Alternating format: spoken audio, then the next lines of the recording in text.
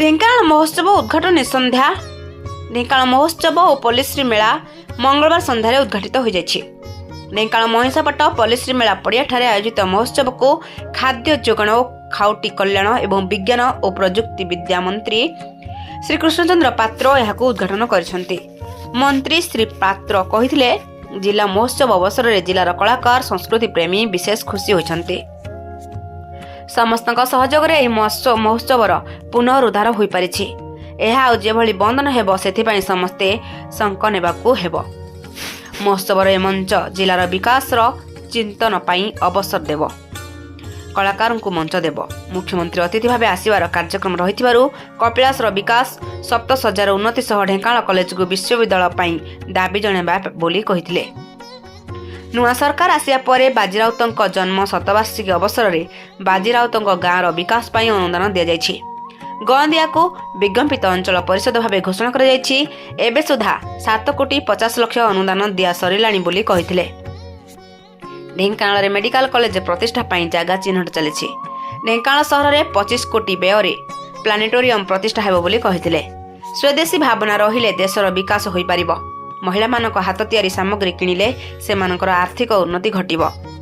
सुभद्रा योजना रे वार्षिक 10,000 अनुदान मिलिबारु सेमानकर आर्थिक उन्नति घटुछि। धानर मूल्य 3100 टंका जोगु चाषीक आर्थिक स्थिति बदलिछि। आत्मनिर्भर भारत मंत्र रे स्वदेशी भावना रहिले ओडिशा विकसित हेबो और विकसित भारत गठन होई पारिबो बोली कहिथिले। अन्यतम अतिथि भावे सांसद श्री रुद्रनारायण पाणी जोगदेई कहिथिले ढेंकानाल ऐतिह्यरु एपर्यंत राज्य रे श्रेष्ठत्व देखाई आसीछि। कला संस्कृतिर महान पर्व जिला महोत्सव रे स्वतंत्रता रखिथिला। दुर्भाग्य एहाकू बंद कर दिया। नुआ सरकार पुणी यह आरंभ करिसेंति। नुआ सरकार रे ढेंकानाल जिला को गुरुत्व मिलिछि। मंत्री पद सह जिलार विकासमूलक कार्य त्वरान्वित भावे आगे चलिछि। अनुगुलर बुढ़ापंक देई कामाख्यानगर उपखंड रे यात्रीवाही रेल चलाचल करने दिगरे कार्य करा जाउछि। सर्वकनिष्ठ शहीद बाजीराउतଙ୍କ नाम एक ट्रेन चलाचल करने को लक्ष्य रही। 55 नंबर जातीय राजपथर मंदिर काम आगेछि। वीर वैष्णव पट्टनायक और बाजीराउतଙ୍କ नाम डाक टिकट पाई प्रस्ताव दि जाइछि बोली श्री पाणी कहिथिले। अन्यतम सम्मानित अतिथि भावे हिंदोल विधायिका श्रीमती सीमाराणी नायक कहिथिले ढेंकानाल कला संस्कृतिर माटी पुणी आरंभ होइतिबारु संस्कृतिर अधिक प्रचार प्रसार बढ़िबो। राज्य रे अन्य महोत्सव ठारू श्रेष्ठ महोत्सव हेबो बोली कहिथिले। कामाख्यानगर विधायिका श्री शत्रुघ्न जेना कहिथिले ढेंकानाल महोत्सव बंद होइजिबा परे ढेंकानालवासीଙ୍କ भितरे याकू नै दुख रहितला। समस्तଙ୍କ सहयोग रे पुणी आरंभ होइतिबारु समस्ते खुशी व्यक्त करुछन्ति।